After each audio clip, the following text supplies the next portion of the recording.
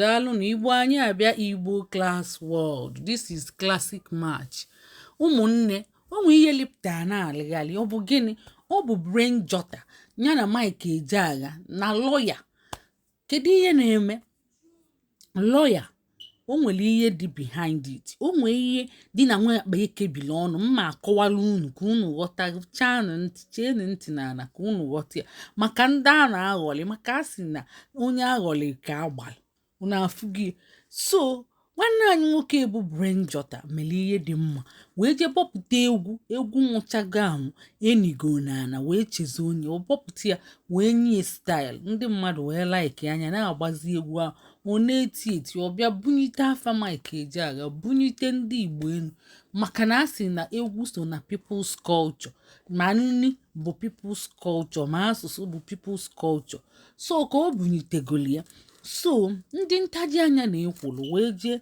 na-akpọpụta nwoke mmadụ ka akpụghalịbịa ya bụ akpọpụta ya n'ụzọ gbara ebu arapụ ya ya bụ onye ọbụla kpara alụ ahụ wee sị ka eje kpọpụta Brainjutter ka akpụghalị anya onye ahụ si n'afọ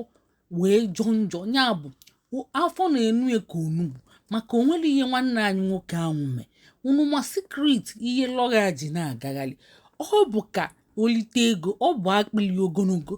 ọ bụ akpịli ọchọnkọ na ọ bụ anya ukwu ọ bụ ekworo ọ bụ ori ya bụ 2 million nwanne anyị nwoke bụ Brainjutter nyere Mike Ejeagha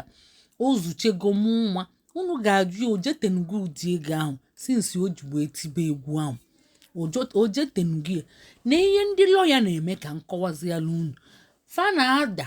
nye aliju afọ dachi ụzọ fa kpọpụta gị fa sị gị gaa n'iru ị na-aga n'iru fa aralụ mmiri kpukwasị gị n'elu ihe ejelidi ije ahụ arọ na-atọ ịnọ ise ihe ha ma bụ afọfa nya bụ ihe ya ga-eli maka na ọ bụ aka ọlụ fa ji wee na-eli ya maka ewepụga ụmụ trọbụl fama ndị na-eli ya so fa ga na-esonye ọkụ na trọbụl so onye a na-achọ afọ ya ọ bụ onye agụ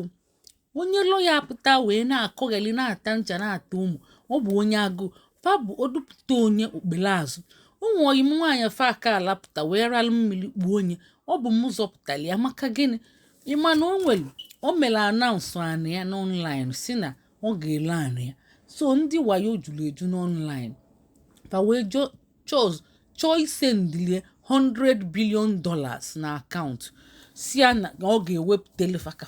kọmishọn ya ji ewepụta ego wee tụọ imu anyị n'anya ọ sị na ọnụ n'okwu ụdị ego na ntị wee bụrụ ife ya n'anya ka ewelie sugbuelie na akaụntụ ọgwa akwanụ m andị ọ bụ m meli advat ahụ ka o lee anị ya ọgwa akwanụ m ọgwa ka nnọkọta wee si ya ha anaghị ilezikwelie kedu ka o si aga o wee gwa m na o nwekwe ndị Igbo be anyị nwa si ebe nwa Indonesia wee si ya na fa ga-etinyeli ego nnukwute ego o tinyezielie o wele ego anị ya o wepụtali fa ndị ọzọ ọ sị na o jekwuru lọya wee na-ekpesịrị lọya nekwe ihe a na-afụo lọya wee si ya gaa n'iru na a ga-ewepụta ego ahụ ka eje saịn ya nwa saịn ya nwa ụdị ego baa na akaụntụ gị kakpi EFCC awụchie ma ịntanetị ma Interpol ga-awụchi na be gị and lọya machakwa the implication o wele akpịrị ogologo na-eme rokoroko yes anyị ga-ewepụta anyị welite 10% ka anyị mebie ụkwa ka nnụzili na ọ sị ka emebie $100 billion ka a ga-asụgbue na akaụntụ nwaanyị kedu ihe ọ na-alụ lọya gụrụ akwụkwọ ọfụma wee si ya na fa ga-ewepụta ka ọ dagbue na akaụntụ ya kakpi wee si ya nda na-asị gị ka iwepụtali fa $100 billion ọbụkwa dollars ọ na-fe nwere ụmụ nwanne ka a na-eme fa ncha ma business in crime partner in crime fa ncha niile wuchie bịabe nwaanyị si na onye bụ ụmụ nwanne fa chọkwa ego a na ahụ etinyezieli nnukwu ego na akaụntụ ya ya weziela ego a na ya onyezie fa ndị ọzọ fa ga-enyekwu ya kọmishọn ụmụ nwanne gị ahụ so wee bịa fa enwere akaụntụ ndị lọya si na fagụlụ akwụkwọ nwaanyị be anyị ji kọnsọlt wee na-ekpesili enekwe ọfụ na okwu ji ego a kedu ihe a ga-eme wee si anya gaa n'iru wepụta ego ahụ na fa ga-afụ maka ya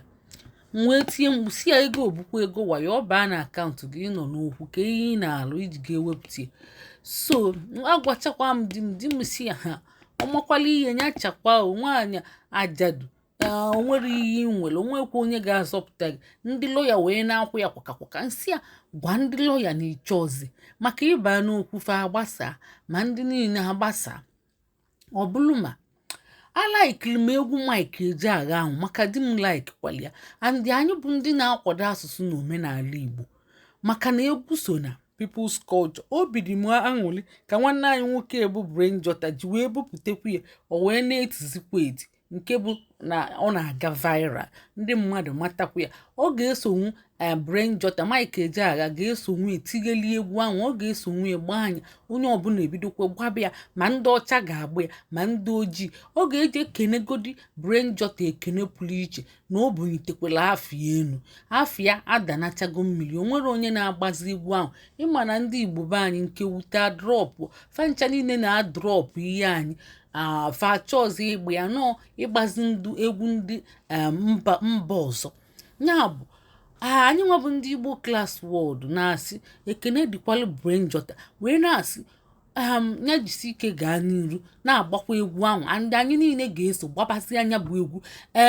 nwoke lọya ihe ga-akpụ ofu onye ka ịbụ. Ya bụ onye ọbụla na-agbazi egwu unu n'anya unu fụ na ihe na-aga viral onye ọbụla na-agbazi ya bụ egwu so ọ ga-akpụ ya tinye aka kpụba onye ọbụla na ọ ga-akpụjukwe mmadụ afọ nwụfụlia ọ ga-akpụju mmadụ afọ so ọ na-akpụ ya kpụ onye ọbụla ọ ga-esokwezi kpụọ m maka ihe m na-achọ ka m na-akwadozi kịta bụ egwu omenala be anyị ma Teriza Ọnụọra ma Teriza nke ọzọ